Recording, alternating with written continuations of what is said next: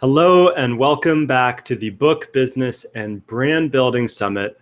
I'm your host, Jesse Krieger, and of course this event is all about how to leverage your book to really build out your business and brand and all that entails. One of those exciting opportunities that a book really enables is the opportunity to speak and be at live events, even to run your own live events, which is one of the reasons I'm extremely excited to welcome our guest for this interview, none other than Ken Wood. Ken, how are you doing? Thanks, Jesse. Great to be here. Awesome. So a little background on Ken. He is the co-founder with his wife Karen of Universal Stars, based out of Australia, and I believe also has operating history in New Zealand as well as many other countries in the world. But he's produced and helped run well over 1,000 events. 1,000 events. I mean, you think about how many events you've been to in your life. For me, it's maybe, in the dozens of events. So I'm really excited to get Ken's input, his experience, his distillations of what he's learned over the course of running, over 1,200 events in total, Ken? Yeah, that's right, Jesse. Although, for full disclosure, I should say that I worked out that I've probably only personally attended about 400 of those events. We did get to a point where we were quite busy, and we'd often have 2, 3, even sometimes 4 events running simultaneously around the world. So I couldn't be at all of them, but I've been to about 400 of the 1,200 we ran. Well, that's still an event a day for well over a year. So I think that still counts. Well, I added up, just for the sake of having the numbers at once, I added up all the time of those events, and it came to 7 years and 8 months. Wow, 7 years, 8 months in event rooms, in conference rooms, in hotels. That's about a third of the time that you really were running your company, right? I think you ran the Universal Stars for about 22 years or so.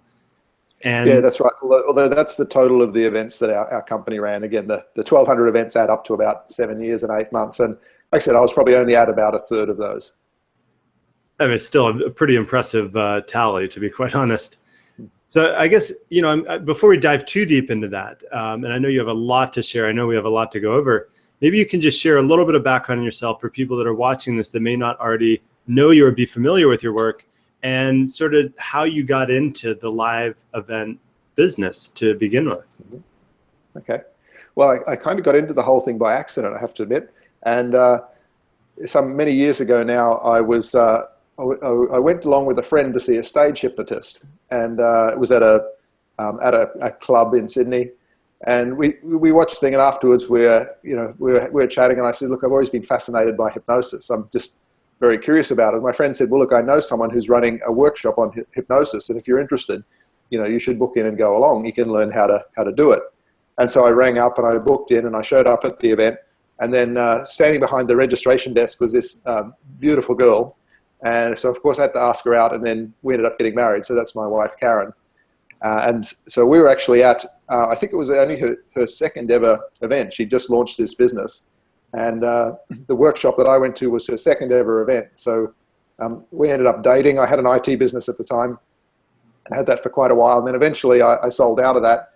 And she said to me, "Well, look, while you're deciding what you want to do next, why don't you come and help me out? I'm getting kind of busy over here."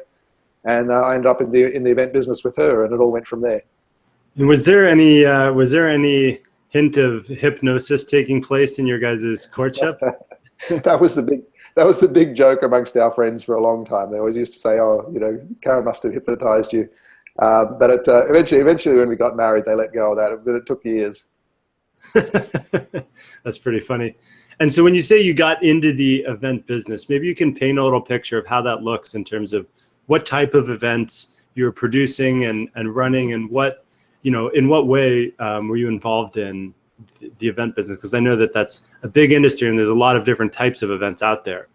Mm-hmm. Okay. Well, the best way to explain it, the business was called a seminar promotions business. And it may be a little bit unfamiliar because, as I understand, you don't see a lot of this in the US. It's a very common business model outside the US. We don't tend to see it so much in the US.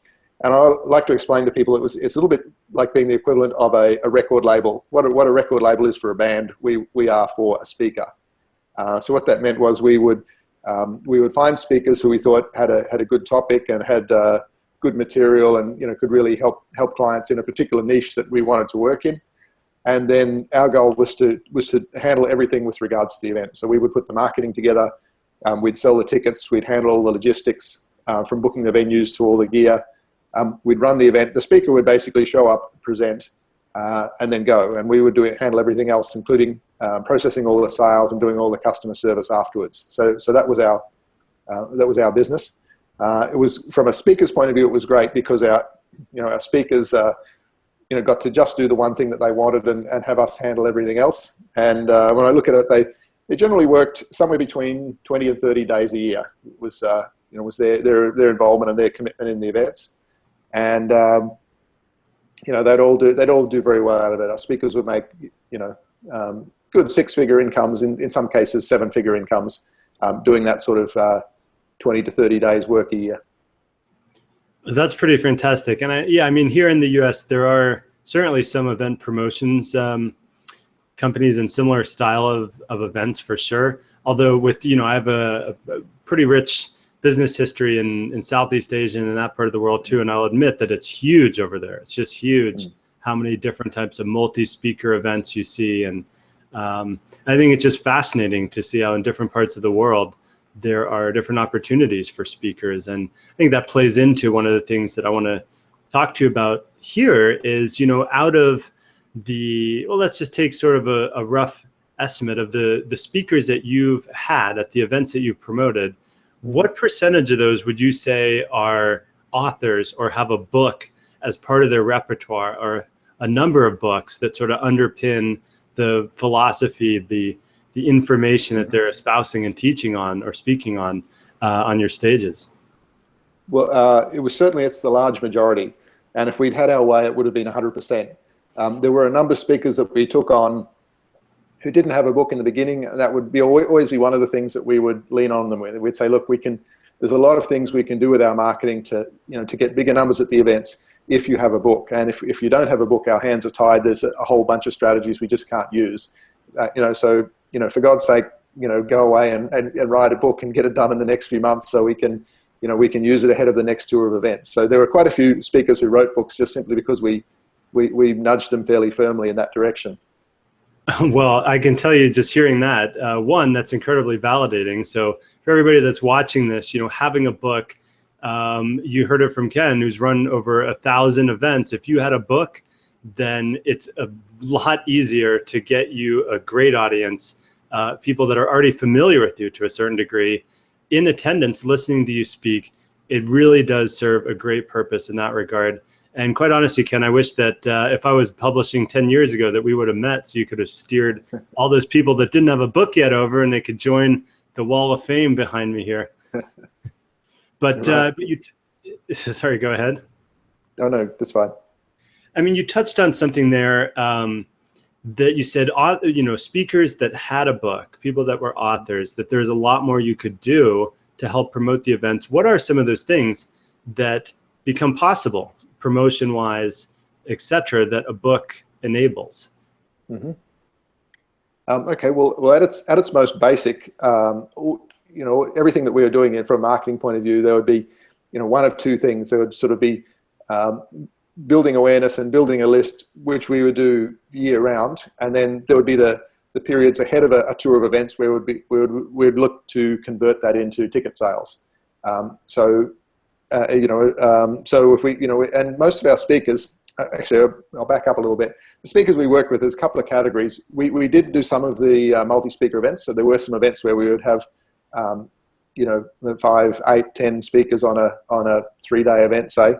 But that was very much the minority of what we did. Most of what we did was single speaker events. And so, and a lot of the speakers we worked with had no profile when we started, or at least had no profile in Australia. We had a lot of American speakers who we brought out here, some from the UK as well. And then when we went to the UK, again, it was Australian and American speakers, particularly in the UK. So in each case, we're taking someone who's got no local profile and building up from there. And so that's a sort of a year-round effort of awareness. Sort of, it's getting content into people's hands. It's getting them engaged in some way, getting them onto mailing list. And then books are obviously a part of that.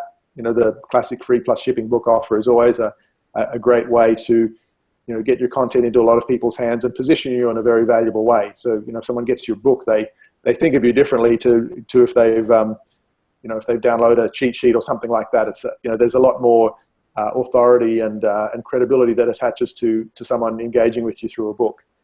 So we'd have all of those things, and then when we were heading ahead of a tour, sort of 5 to 8 weeks out from doing a tour, we would switch to converting into tickets. So we take all of the people that have awareness of the speaker and be giving them sales messages to say, this is why you should come to an event, buy a ticket, book your seat, that kind of thing. So and then for the ones that didn't have a book, so for the clients who didn't already have the speaker's book, that would be a part of the offer. We'd say, well, when you buy a ticket, you also get these things, and that would include a copy of the speaker's book.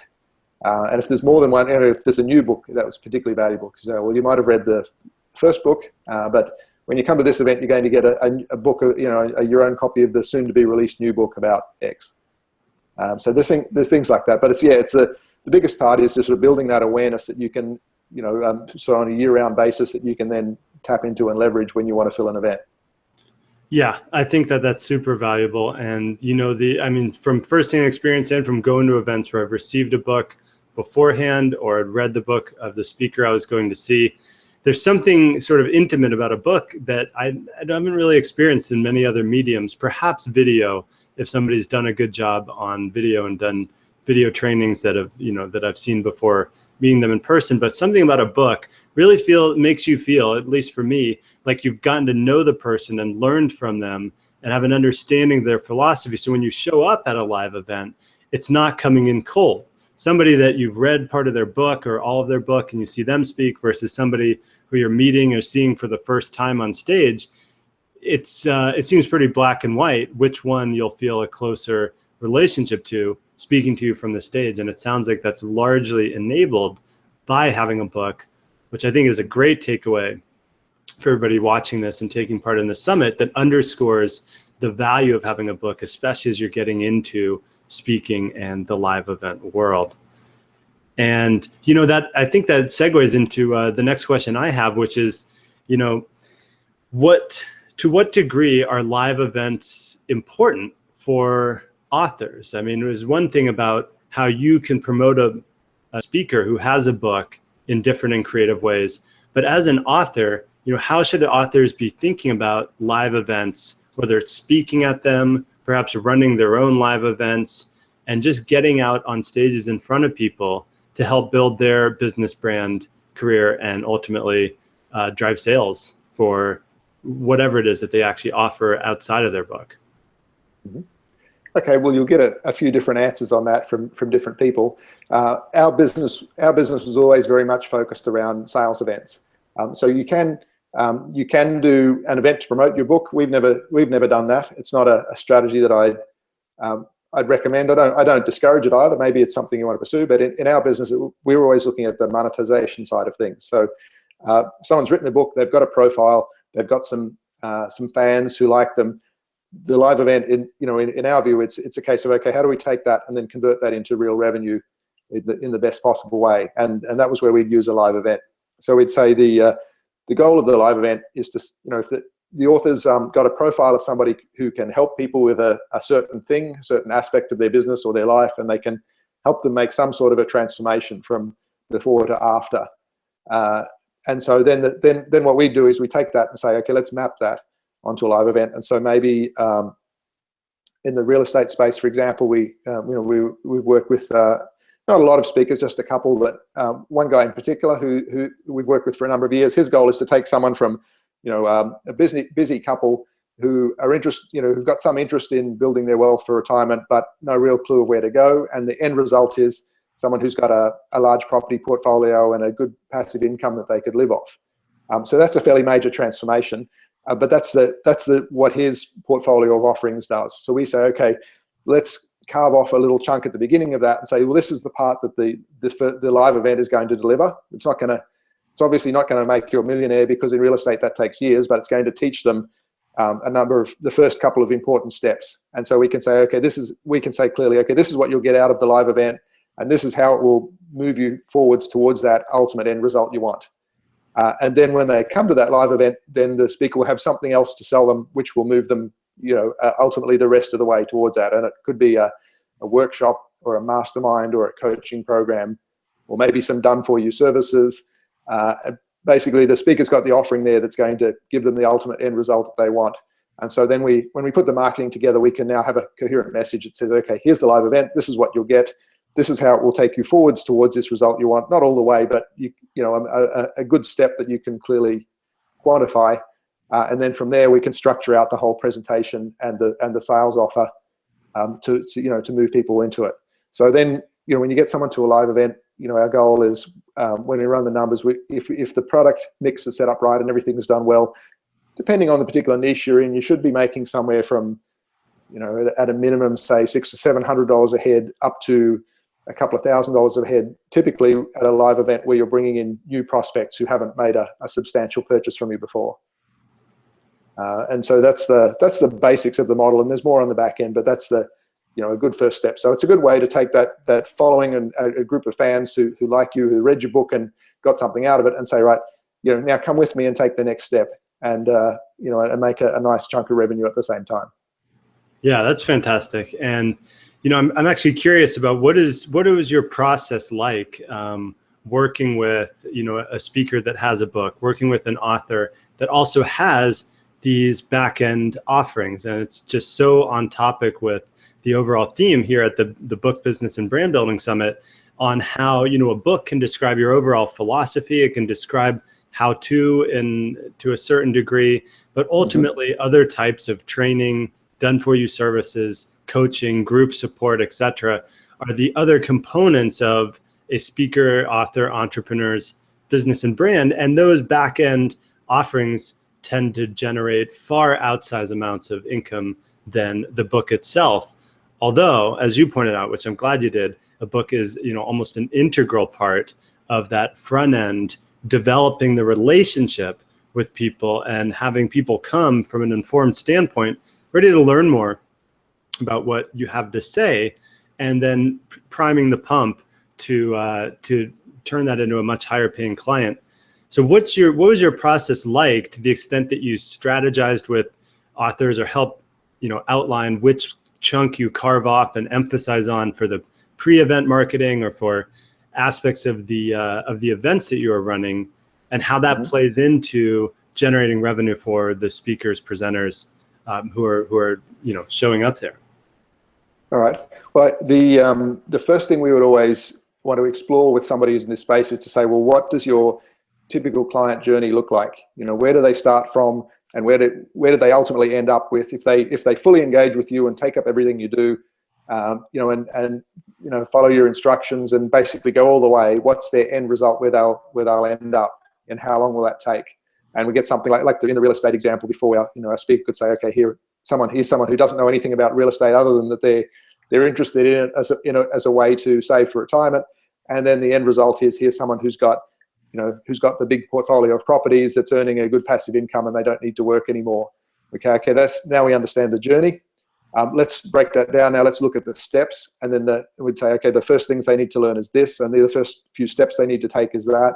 And we go, okay, let's look for a nice self-contained piece there that's a good early step in the process that we can carve off, and we can show the clients some distinct progress. We can say, when you come to the event, this is what you'll walk away with that you didn't have before, and they can appreciate and they can understand and see value in what we're promising them there.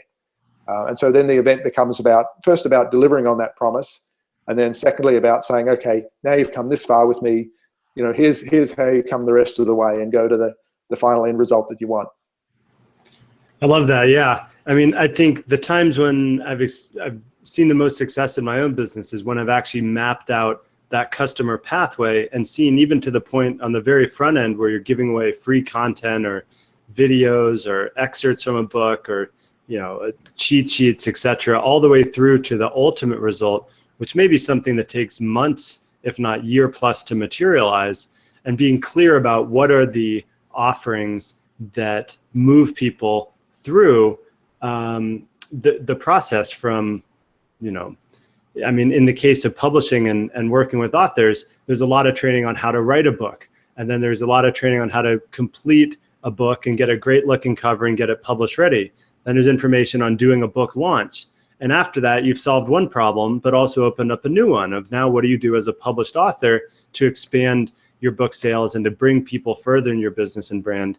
And live events and speaking would be one step in that pathway. So I think it's really useful what you're saying, and I think it's valuable for people watching this to start to visualize what does that pathway look like in your business with relation to your book or in your business and brand, and how clear are you on the pathway that your ideal customer takes from discovering you in the first case to getting all of the complete value and all of the different training and what you're capable of delivering with them and for them at the very end of that journey. And so, yeah, I mean, thanks for speaking to that. And, in addition to real estate, are there a few other sort of hot topics, hot industries that you've found really work well with the live speaker model and with the multi-speaker live event models that you've worked so much with?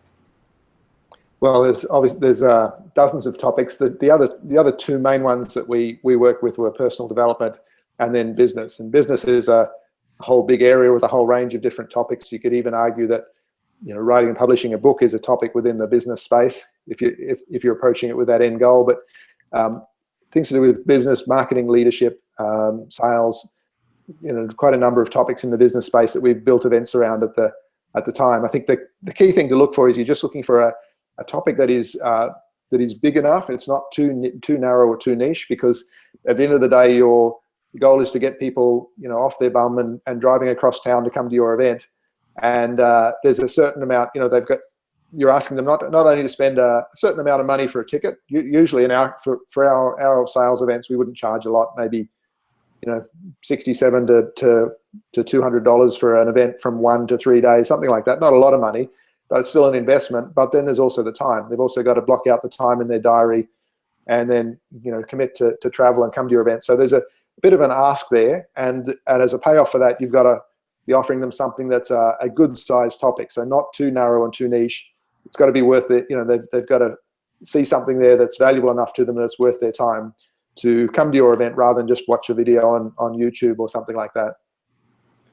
So maybe we can do a counterexample. Are there any industry focuses that particularly do not lend themselves well to this model? Like, I mean, I'm thinking like pet training or something comes to mind, but that's not really my area of expertise.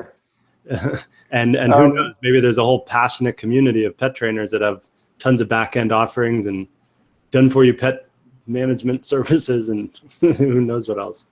Yeah, look, we've never done anything in pet training, but I don't want to say that it can't work, because I know there are a lot of people passionate about the topic.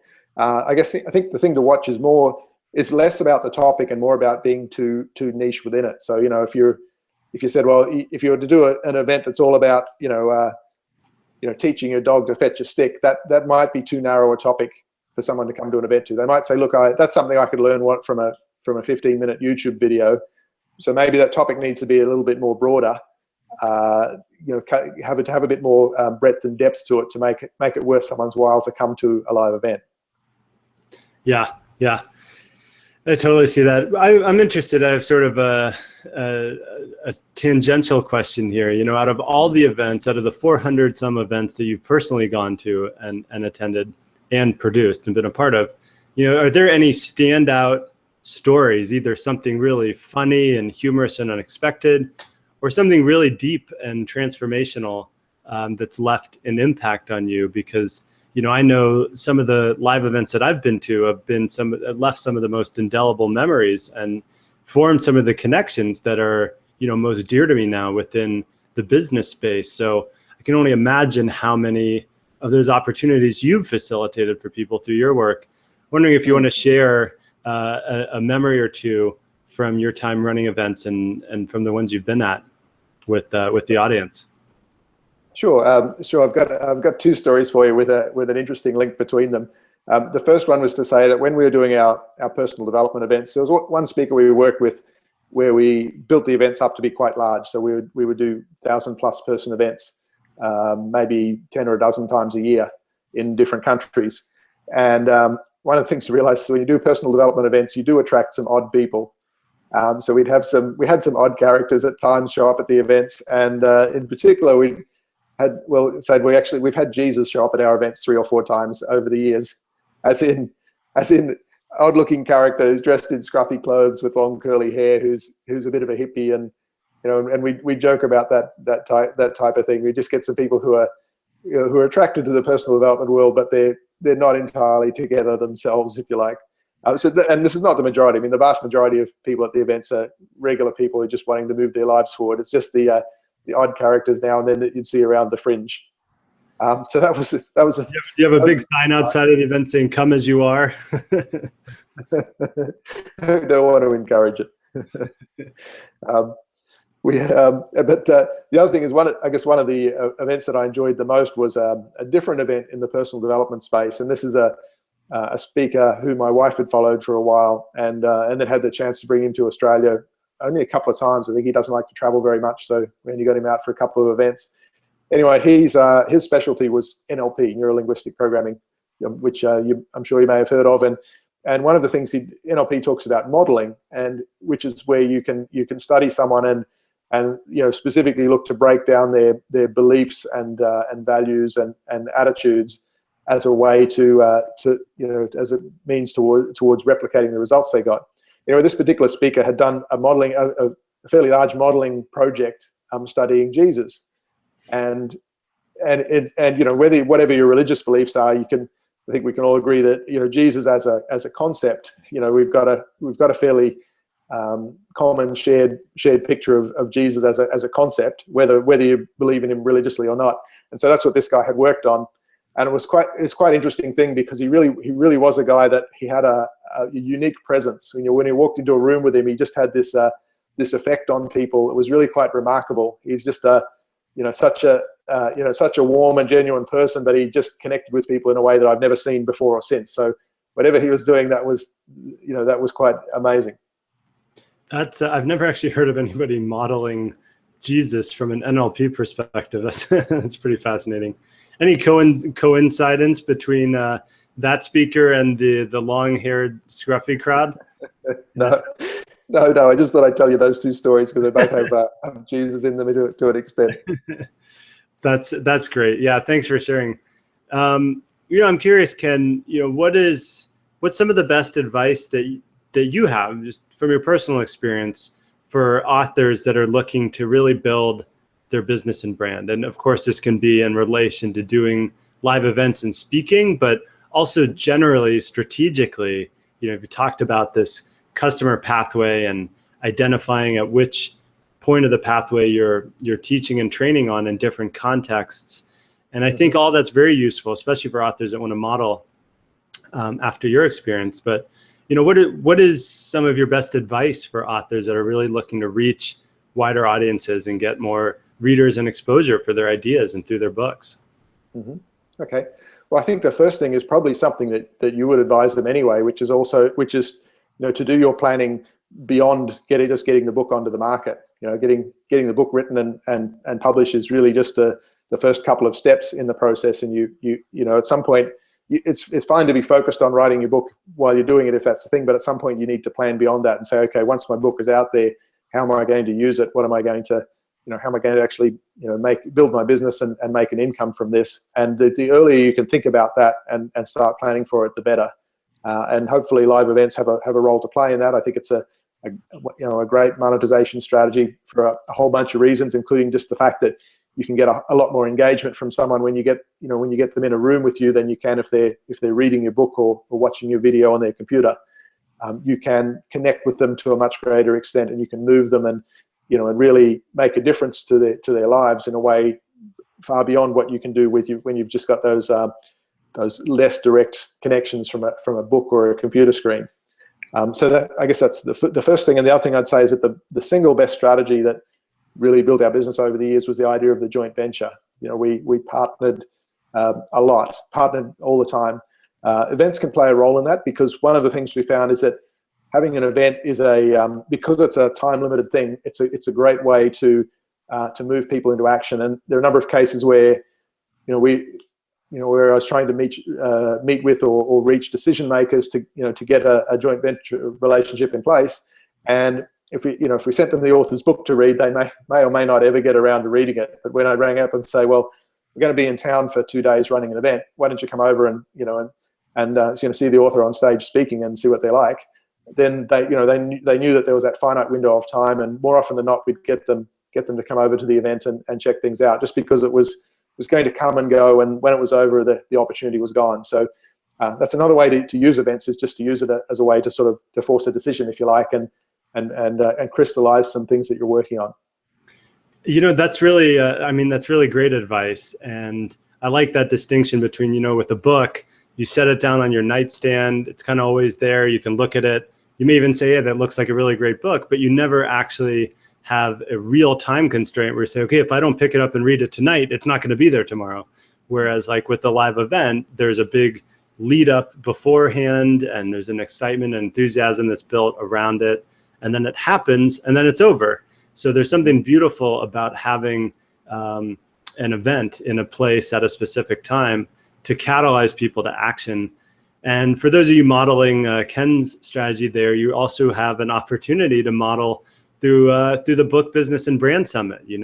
We're doing these interviews, and we have this window from June 20th to 30th where we'll be doing combination of live interviews and these pre-recorded interviews becoming available, but for a limited amount of time. And the thought process behind that is largely the same to what Ken was describing, in the sense that if I knew we put a 48-hour replay window on and we have live interactive presentations, that there's more of an incentive to show up and participate, because once those are done, then it's no longer free, but there's still an opportunity to get the VIP Author Success Pass and have access to them for all of time, as well as a bunch of great bonuses. But there is, I guess that's 2 points of example on how having a finite window of time and opportunity really helps spur people to action when they otherwise might not prioritize something. And at the end of the day here, we're talking about helping people develop and grow, get new skills, grow their business, etc. And so it's not a manipulative thing. It's saying, how do you actually get people to take action on things that they themselves have stated that they want to improve on and grow at and become better with? So thanks, Ken, for that. Anything else you want to say on the nature of how live events can spur people to action, both from either from a joint venture standpoint or the opportunity to engage people in a deeper way into their further business offerings that you've sort of extrapolated from your years of experience? Mm-hmm. Well, I guess the first thing I'd say is that just to talk about another book for a minute, if anyone's thinking about doing a live event, one of the first things they should do is go and get Robert Cialdini's book, Influence, and have a read of that. There's the 6 principles of influence that he talks about in there, which are ways that you can move and persuade somebody to buy from you. And if you look at that, you can use all of them at a live event, and you can use all of them particularly well in the format of a live event. So that's one of the things that we relied on, and it's a good place to start if you're thinking about a live event yourself. And I guess I'll just say, look, definitely think about it as being a part of your journey. It's there is a reason why people often use the term speaker stroke author, that they do tend to group the two together, and increasingly people expect to see their authors out speaking in public. It's a way of being visible and selling your book. So if you're going to be visible and you're going to speak, you may as well do it with some direct intent, know what you're doing, and have a goal that you want to move people towards in terms of business and revenue. Yeah, because at the type of events that you've worked with, it isn't so much an interview format like we're doing here as it is, setting the stage and then handing it over to the speaker to more or less deliver a presentation that's premeditated and perhaps tested to a great degree for its efficacy and ability to have people take action. And so, in terms of advice for speakers, authors, people that are moving into or want to get into more live events, how important is it to really structure and set up your talk, and what sort of points would you share that people should focus on and perhaps avoid in terms of crafting a memorable talk, a speech that also spurs people to action. Mm-hmm. Okay. Yeah, you're quite right. It is the events that we run are all very much scripted. So every word of the presentation is planned, as well as everything else that happens in the room. So we'll have an events team and a crew running the room, and they will be prepared and to do certain things on cue when the presenter reaches certain points, and the whole, everybody works together. The presenter and the team all work together to make the event a success, and also to facilitate the sales at the end of the day. So yeah, it is important that you plan out your event with the goal of making sales, and that's what we'd say when you're starting to do this is start at the end and work backwards. You say, well, what's the thing that you want to sell at the event, and the answer might be, well, I want to sell this workshop and that mastermind program. So okay, let's plan backwards from there, and let's build the event that we need to run to sell those two things. And then plan the presentation that you need to give to sell those two things at the event, and basically structure it all out from there. And again, it comes back to another journey. We talked earlier about the overall journey that a client goes through when they engage with you and work through all your programs. Well, there's also another journey that happens there at the event. So you need to think about where are people when they come in the room and in the first thing in the morning. How much do they know about you, and how connected are they to you, and where are they in their journey? They're probably more a little skeptical, perhaps a little bit concerned, or maybe have a little bit of fear, that kind of thing. But at the same time, they've got something that they want. And then where do they need to be at the end of the day in order to say, okay, your program is the thing that I need right now. I must have it. I really feel like I need this mastermind program right now. That's the end state that you want. And then how do you move them from start to finish through that, consciously, with your presentation and with everything else that happens in the event room. Yeah, and I think for people watching this, I want to bring your attention back to something Ken just said, which I think is very important, that at his events, every aspect of it is scripted and premeditated. It's not just, I'm going to get up there and inspire them with my passion and my story. Sure, that's a part of it, but it's a well-orchestrated dance on the entire process, from getting people into the room to how they move through the experience as participants, that leads to those sales that account into you said the average was $600 to $700 per head, but it could be over $1,000 per head of revenue per attendee. And I just think it's important to point out that that's not an accident. That's not something that's really left to chance as much as possible. Would you agree, or have anything else to say on that? Yeah, that's exactly right. And and often those higher numbers in particular are the result of a period of optimization. There are, every speaker we work with we would start at a certain point, and our initial goal was just to make sure the event was profitable, and then we'd look at what we can tune up and improve, and then get the numbers up. And ideally, every time you do an event, your sales will get a little bit better as you fine tune and you correct things along the way. And there are some times when we'd work with a new speaker. Sometimes there would be relatively minor things that we'd say, look, your presentation's almost perfect, but here's a couple of key things that you're doing wrong, and we can see that you're losing people at those points.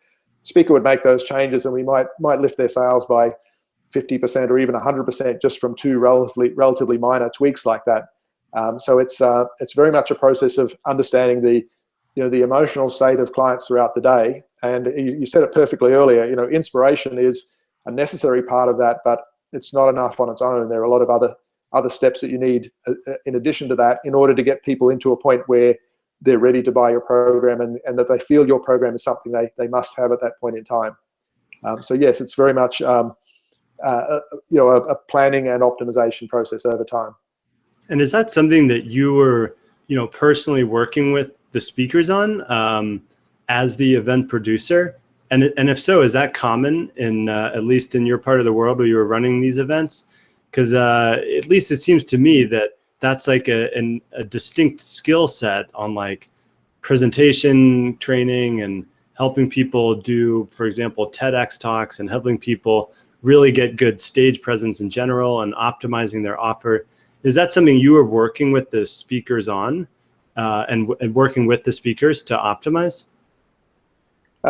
Yes, very much, because we always work with speakers on a profit sharing basis. So we were putting up our money to market and run the events, and then and it was in our interest to make sure that the event was as profitable as possible. So we had a very big stake in the outcome.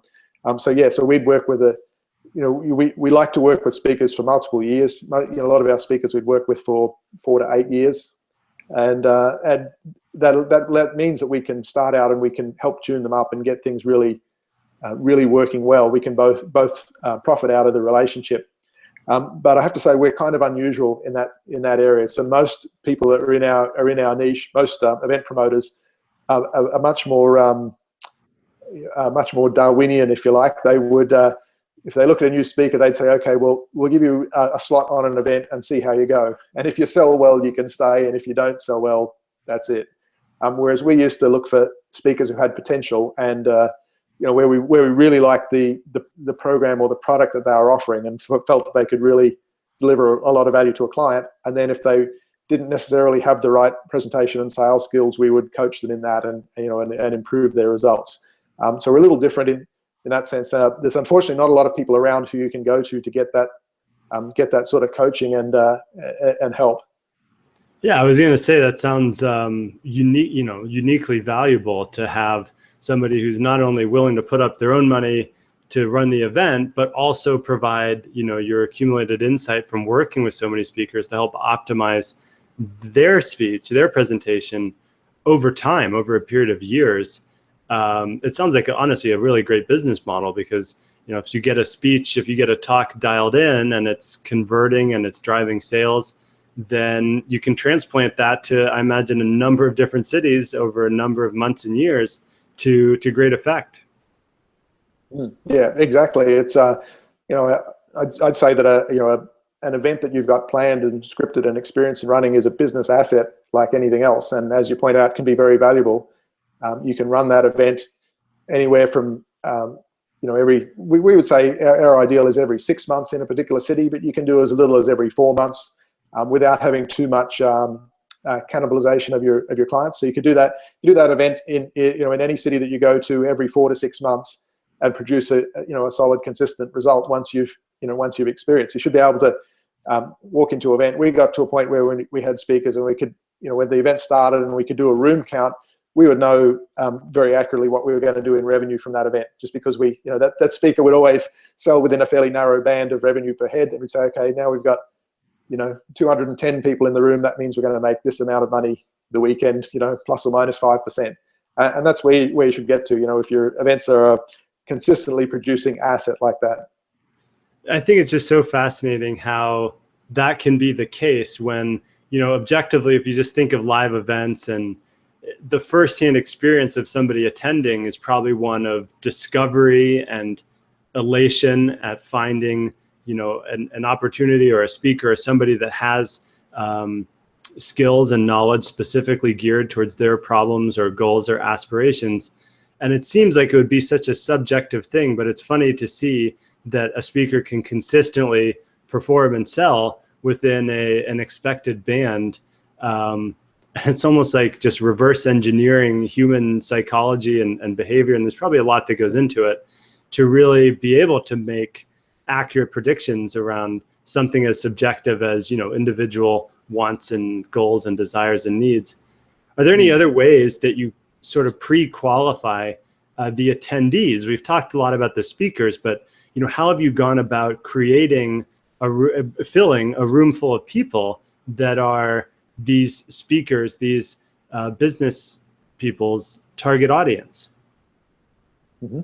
Okay, well, it all comes down to the promise for the event. So when as I said earlier, when you look at the overall customer journey that someone goes through when they engage with that particular speaker, and then you say, okay, I'm going to carve off the first part of that and make that the promise for this event. And so then you put your copy together and your script for your sales video or anything else that you're going to use in selling the event, and built around that promise. It's going to say, well, your marketing needs to say, in essence, well, if you've got this issue or you want this outcome, then come to this event and we'll deliver this specific result for you. And so that's how people select when they look at that event. If they want that result, then they'll book in and buy a ticket, and if they don't, then they won't show up. So they self-qualify by whether or not they're willing to invest the money, but also commit the time to buy a ticket and decide to go to that event. So if they show up, we had one speaker who often used to say, it's in the early days, and took this to heart. He used to say, just when somebody walks in the room, they've already mentally tried on buying from you, and they've already thought about buying from you. So they're well qualified before you open your mouth and start talking, and that's a good point to use. And just to touch on this, one of the reasons why we much prefer single speaker events over multi-speaker events and longer events. So we normally a 1-day event would be the shortest we'd do, and a 2 or 3 day event is actually much better if you can organize it in terms of sales results. And part of the reason for that is that you've got the full scope there to engage with the client and build a relationship with everyone in the room from the stage, and to give them that experience that you just talked about. You have a feeling of discovery at the event. They have a whole series of emotions that range from a sudden hope. Suddenly they now feel more positive that they can get the result that they're after, or that maybe they've been pursuing for a number of years. They build their confidence and trust in you, and all of those emotions. If your presentation is carefully planned, you'll layer those emotions on one after another until you get to the point where you're ready to say, okay, now if you want to come the next step with me, this is the program you need to buy. And so those are things that you can only do if you do a single speaker event and you get a good length of time on the stage to connect and move the audience emotionally. Yeah, I like that. And my takeaway from that is that great sales from stage aren't necessarily just going up and delivering a sales presentation, but it's actually teaching and training up to a point where you're either constrained by time, or you can't necessarily go out and look at real estate properties together as a big group that's coming together to learn our real estate. So contextually as well, you can provide information and training and inspiration and so forth up to a point. And then the offer is, if you want to go further, if you want to really complete this, then here's the program, the package that helps you do so. And I think it's just a great point on sales in general, that when people say, oh, I don't like selling, or I love teaching, or I love training people, but I hate selling. Well, they're really one and the same. I mean, from my perspective, I look at the best marketing is education. And I guess totally transparently, I'm trying to provide a great educational experience through the Book Business and Brand Building Summit, and it's free. And if you like what you're seeing, then there are options to get, the VIP Author Success Pass and get lifetime access to all these recordings. Or some of the speakers have offers themselves to go further and learn from them with their area of expertise. But it's on the tail end of, close to an hour, sometimes more, of actual training and delivery of value, and helping you scope out the lay of the land in each of these different speakers and presenters' area of expertise. So thanks for that, Ken. And actually, you made a great point in the middle of that, where you said that it's a mistake for people to mentally separate the two and say, well, I've got teaching and then I've got selling, and I like the teaching but I don't like the selling. Really, if you want to get the good result, and if your whole presentation is well planned, then there should be no line between them. And I often say, if you do a good event, then you think of the sale as, you're right throughout your presentation, you're stacking up dominoes in a row. And then when you get then your sales offer, really all it needs to do is just to knock over the first domino and they'll all fall down. So it shouldn't be something that you feels awkward or forced if it's well planned, if you've planned it all out, and if you're thinking about the client's overall journey instead of making a sale in the moment. You're saying, well, what you're doing here is not a flogging a thing. You're actually encouraging the client to come on a longer journey with you and take the next step from here. Yeah, I like that. It just makes me think of an illustration of that sort of domino effect that's built over the course of a multi-day single speaker event. One of the earlier events I went to when I was moving into being more of a thought leader instead of an operational side of entrepreneurship was Brendan Burchard's Experts Academy. And it was a 4-day live event. He's an incredibly charismatic speaker and presenter, and he's really just got this all dialed in. And on day 3 or 4, he offered his $40,000 a year mastermind program. And at that point, some people were all about it, and they're like ready to sign up or have an an interview to be accepted. But that's on, day 3 or 4 after a lot of firsthand experience, a lot of training, a lot of networking with other attendees of similar mind. But if you sort of flip that around and say, what if you just walked into a room, you sat down, somebody came on stage and says, I've got an offer for you, and it's only $40,000. And, almost across the board, everybody would gasp and choke and be like, what's going on? But that sequence of events where you can see the real value in something like a high-end mastermind, et cetera, is built over the course of, hours and days, and having this sort of strategically planned out. So fascinating conversation. That's a perfect example of something that I often say to people and you touched on this earlier when you say you get people who say, look, I like to teach, I like to speak and I like to teach, but I don't like to sell. I say, well, when you're doing a live event, every element in there needs to justify its place. And I think there's only one reason to have teaching content at a live event. And I think the reason for that is to build people's self-confidence. The teaching is not the be all and end all of the event. It's a means to an end. It's a tool. It's very valuable to the attendees, but from you as the presenter's point of view, the purpose of teaching is more than anything else, it's to build the self-confidence of the attendees that are there. So in your example, you're at the Brendan Burchard event, he's teaching lots of stuff, and throughout those 3 or 4 days, the experience that everyone's getting is going, okay, I can really do this. I successfully learned that thing that he just taught us, and then we did an exercise and I used what I'd learned and I produced a good outcome. Okay, I learned something, and now I can see in my overall customer journey, I can see how I've mastered this step. If there's 20 steps towards being the person or having the business that I want to have, well, I've just step 1 here, I've just mastered it, and now I'm on to step 2, and he's teaching me that. So each time he does that, your self-confidence is going up, so that by the time he's ready to say, hey, here's the next step that costs $40,000, now your self-confidence is at a point where you can go, okay, I can now see how that I can make that $40,000 pay off, and I can get a return on that. Whereas, as you said, if you did that cold at the beginning of the event, you'd go, hang on, I don't know if I can even do this thing. I might be wasting my money. I think I walked into the wrong room, Yeah. I like what you just said there, Ken, about every aspect of a live event has to justify its place. It's just another take on, this not being an accident, this being a pretty well choreographed experience that's also one of adding a lot of value and training to people, to their lives. And you know what they say, when time flies when you're having fun, and here we are close to an hour in, and gonna have to start to bring this to a close, but would love to give you an opportunity to share any parting words of wisdom or advice, as well as how people can learn more about you, and sharing a little bit about what you're up to now. I know you're sort of stepping away from live events after over 20 years in the space. What's sort of next for you, and what parting words of wisdom do you have, and where can people go to connect with you and learn more about you? All right. Okay. Well, a bit of advice first, and just a couple of things I'll say. The main thing is, if you're an author, if you're building your profile, or you already have a profile, think about doing an event, and really just go for it. Don't overthink it too much. Just plan and get something done.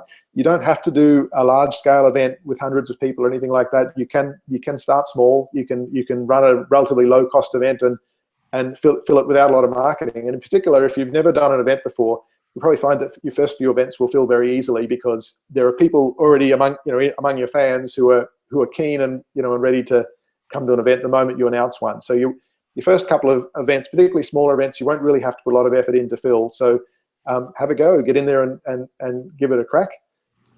Learn from the experience. Keep your costs down initially, and learn from the experience and go from there.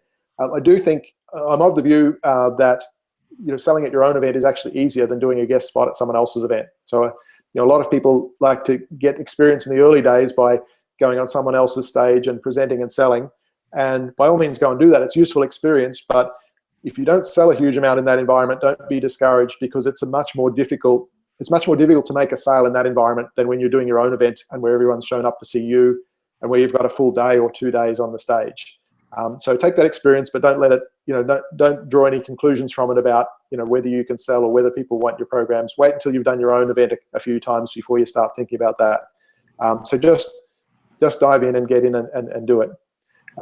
As for finding us, well, we've got a couple of things. We've got a new blog we've just launched. That's at eventsthatsell.net. So that's worth having a look. My wife's kicking off a podcast in the near future. That'll be on that website as well. And we've also been putting together an info product to teach all this stuff, and it includes a lot of the things we've learned about events, including the checklists and scripts and outlines and templates and all those kind of things. So we're packaging all that up at the moment as an info product.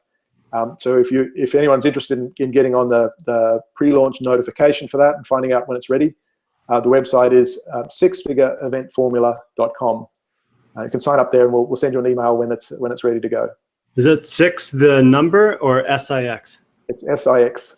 So say it one more time for us. Sixfigureeventformula.com.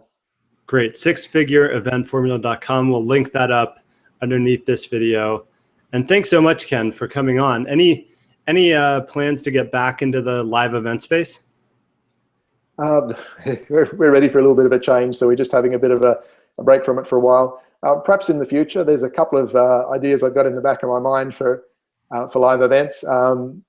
Perhaps speaker training. I mean, one of the things we've done in the past is done some intensive 7-day speaker training programs that have launched quite a number of successful speakers. There's a number of people out there in Australia, New Zealand, and the UK who came through that program and have gone on to become speakers now and are doing quite well. So that's something that I find quite rewarding. We may do those again. I may look to work with one of our former speakers and do some of those. But I think that's a way down the track for now. We're just enjoying not being inside hotel rooms so much and having a bit of a more relaxed time here in the tropics than we did when we were based in Sydney. Well, you've definitely earned it after 1,200 plus events over the course of 20 plus years. What a fantastic an hour. And thank you so much for your time. Thanks for sharing your expertise. Ken Wood, co-founder of Universal Stars, right? That's Universal right. Stars. Got that right. And thanks so much. Go ahead. I was going to say thanks. I'm really looking forward to the summit. By the way, I'll be in that. I'll be watching from here.